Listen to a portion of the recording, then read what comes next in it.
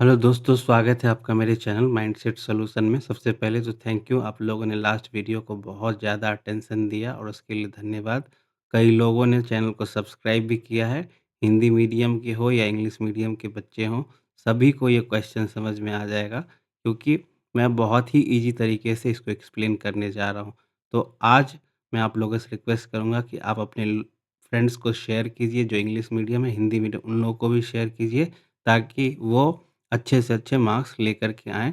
तो आज मैं क्वेश्चन लेकर के आया हूँ Indian legal and constitutional history का एक बहुत ही इम्पोर्टेंट क्वेश्चन है जो काफ़ी टाइम से मैं सोच रहा था इसको करूँ क्योंकि ये काफ़ी वीवीआई वेरी इंपॉर्टेंट क्वेश्चन में आता है। तो क्वेश्चन हमारा इस प्रकार है, संघीय न्यायालय जिसकी स्थापना गवर्नमेंट ऑफ इंडिया एक्ट 1935 के अधीन हुई तथा उच्चतम न्यायालय की स्थापना भारत के संविधान 1950 के द्वारा हुई। संक्षेप में तुलनात्मक अध्ययन कीजिए। इसको इंग्लिश में क्वेश्चन को मैं रीड कर देता हूँ। Briefly compare the position of federal court and the supreme court of India under the government India act 1935 and the constitution of India 1950। तो चलिए क्वेश्चन के उत्तर की ओर चलते हैं। तो क्वेश्चन का उत्तर इस तरह से है कि भारत का संघीय न्यायालय 1937 से 1950 के बीच में हम लोग को डिस्कस करना है। ये हमारा टाइम फ्रेम है। तो चलिए इसको पढ़ते हैं, इस पैराग्राफ को। तो इस पैराग्राफ में मैंने लिखा है कि भारत सरकार अधिनियम 1935 द्वारा स्थापित एक न्यायिक निकाय था जिसके पास सीमित शक्तियाँ थी और वह भारत का शीर्ष न्यायालय था, जबकि उच्चतम न्यायालय यानी सुप्रीम कोर्ट भारत के संविधान 1950 द्वारा स्थापित भारत का सर्वोच्च संवैधानिक न्यायालय था या है, जिससे व्यापक क्षेत्र अधिकार यानी जैसे मौलिक अधिकारों की रक्षा के लिए रिट और न्यायिक समीक्षा की शक्ति प्राप्त थी, जो संघीय न्यायालय के उत्तरोत्तर और अधिक शक्तिशाली के रूप में विकसित हुआ। मतलब जो संघीय न्यायालय था वो आज़ादी से पहले 1935 में अंग्रेज़ों द्वारा स्थापित किया गया था और सुप्रीम कोर्ट यानी उच्चतम न्यायालय जो था वो भारत सरकार द्वारा आज़ादी के बाद बनाया गया। तो इसमें जो है इसको मौलिक अधिकारों को रक्षा के लिए बनाया गया था और कुछ किसी भी तरह का प्रॉब्लम्स होता है तो लोगों के हित के लिए उच्चतम न्यायालय यानी हाई कोर्ट सुप्रीम कोर्ट में आप अपील कर सकते हैं। लेकिन संघीय न्यायालय में ऐसा कुछ नहीं था। आगे के सारे पॉइंट्स में ये सारी चीज़ें क्लियर हो जाएँगी। नेक्स्ट पॉइंट पे चलते हैं, नेक्स्ट स्लाइड पे। तो नेक्स्ट स्लाइड में मैंने वन बाय वन दोनों को ही एक-एक पॉइंट में डिफरेंशिएट किया। तो पहला है संघीय न्यायालय की स्थापना। तो भारत सरकार अधिनियम 1935 के तहत 1937 में स्थापित हुआ, जबकि उच्चतम न्यायालय यानी सुप्रीम कोर्ट की स्थापना 26 जनवरी 1950 को संविधान लागू होने के साथ स्थापित हुआ और 28 जनवरी 1950 से कार्य करना भी उन्होंने शुरू कर दिया। दूसरा पॉइंट है संघीय न्यायालय का स्वरूप। तो इसका स्वरूप यह है कि यह ब्रिटिश भारत के लिए एक न्यायिक निकाय था जो केंद्र और प्रांतों के बीच विवादों को सुलझाता था और उच्च न्यायालय के निर्णय के खिलाफ अपीलीय क्षेत्र अधिकार रखता था। वहीं उच्चतम न्यायालय मतलब सुप्रीम कोर्ट का स्वरूप यह है कि यह भारत का सर्वोच्च संवैधानिक न्यायालय है जो भारतीय संविधान का संरक्षक है। तो आपने देखा कि जो फेडरल कोर्ट का स्वरूप ये था कि वो सिर्फ और सिर्फ मतलब प्रांत और केंद्र के बीच में जो विवाद था उसको सुलझाता था। यहाँ पे लोगों के लिए कोई मतलब जगह नहीं थी, लोगों के विवादों को नहीं सुलझाता था। लेकिन हमारा जो सुप्रीम कोर्ट है जो इंडियन गवर्नमेंट में आज़ादी के बाद बनाया उसमें क्या था कि वो संवैधानिक न्यायालय है जिसमें भारतीय संविधान का संरक्षण भी होता था और लोगों के हित में लोगों के जो प्रॉब्लम्स थे उसको भी ध्यान में रख कर के निर्णय या न्याय दिया जाता था। नेक्स्ट नेक्स्ट है संघीय न्यायालय फेडरल कोर्ट का अधिकार क्षेत्र क्या था? तो इसका अधिकार क्षेत्र सीमित था, मुख्य रूप से 1935 के अधिनियम से संबंधित मामलों और केंद्र प्रांत विवादों तक था।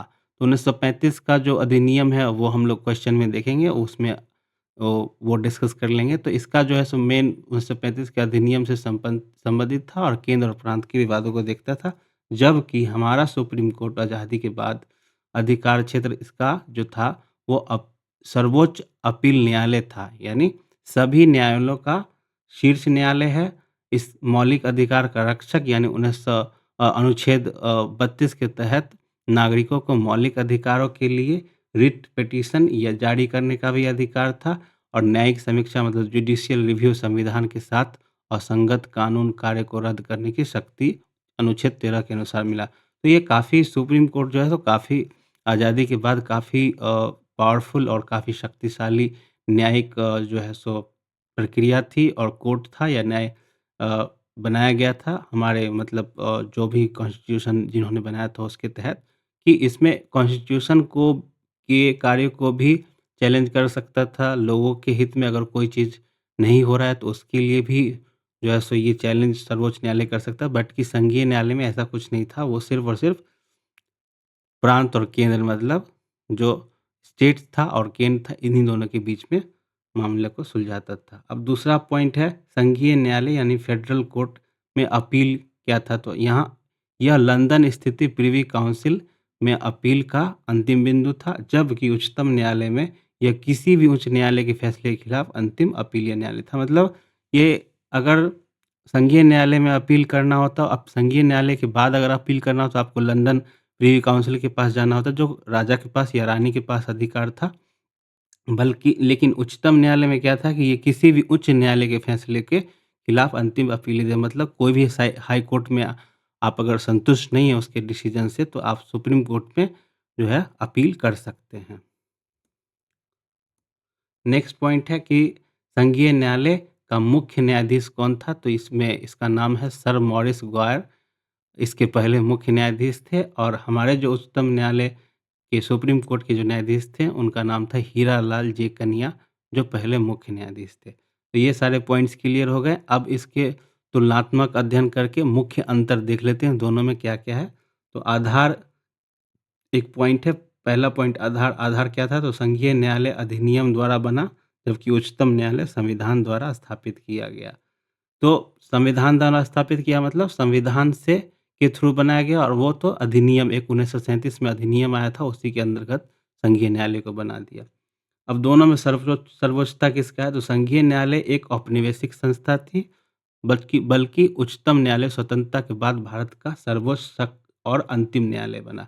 तो औपनिवेशिक कहने का मतलब वो जैसे जो रूलर्स थे, जो हम लोगों पे राज करते थे ब्रिटिश, उसको औपनिवेशिक संस्था थी मतलब किसी के द्वारा थोपा गया संस्था था और ये जो उच्चतम न्यायालय था, ये स्वतंत्रता के बाद भारत के सर्वोच्च और अंतिम न्यायालय बना, जो हमारे स्वतंत्र भारत का सुप्रीम कोर्ट कहलाता है। शक्तियाँ क्या थी दोनों में? तो उच्चतम न्यायालय को व्यापक शक्तियाँ दी गई, जैसे न्यायिक समीक्षा, मौलिक अधिकार प्राप्त था, जो संघीय न्यायालय के पास बिल्कुल ही नहीं थी। वो समीक्षा और मौलिक अधिकार की बात नहीं करती, वो सिर्फ़ और सिर्फ़ जो अपील्स होते थे उसको देखती थी और कुछ नहीं करते थे।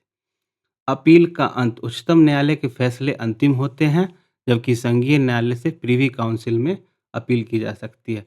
ज़ाहिर-सी बात है कि जो संघीय न्यायालय है, अगर उससे आपको आगे अपील करना है तो आपको प्रिवी काउंसिल लंदन जाना होगा, लेकिन यहाँ जो उच्चतम न्यायालय सुप्रीम कोर्ट जो अंतिम फैसला दे देता है, उसी का उसी को मान्य माना जाता है, वही अंतिम फैसला होता है भारत भारत में। उद्देश्य क्या था? तो संघीय न्यायालय ने ब्रिटिश शासन के तहत न्याय व्यवस्था की नींव रखी, जबकि उच्चतम न्यायालय भारत की लोकतांत्रिक और संप्रभु गणराज्य के लिए न्याय का शिखर है। तो दोनों में यही डिफरेंस है कि उच्चतम न्यायालय जो थे न्याय की व्यवस्था अंग्रेज द्वारा रखा गया था और ये हमारे गणराज्य संप्रभुता लोकतांत्रिक समझ लें कि एक तरह से डेमोक्रेटिकली बनाया गया था और ये काफ़ी इफ़ेक्टिव रहा हमारे देश के लिए। तो आज मैं इस क्वेश्चन को यहीं समाप्त करता हूँ। आशा करता हूँ कि आप लोगों को क्वेश्चन अच्छा लगा होगा। अगर अच्छा लगा हो तो आप लाइक बटन को हिट कीजिए, अपने दोस्तों के साथ वीडियो शेयर कीजिए। हिंदी, इंग्लिश मीडियम दोनों बच्चे समझ जाएँगे। काफ़ी ईज़ी लैंग्वेज में मैंने बनाया है। चैनल को सब्सक्राइब कीजिए। Thanks for watching mindset solution.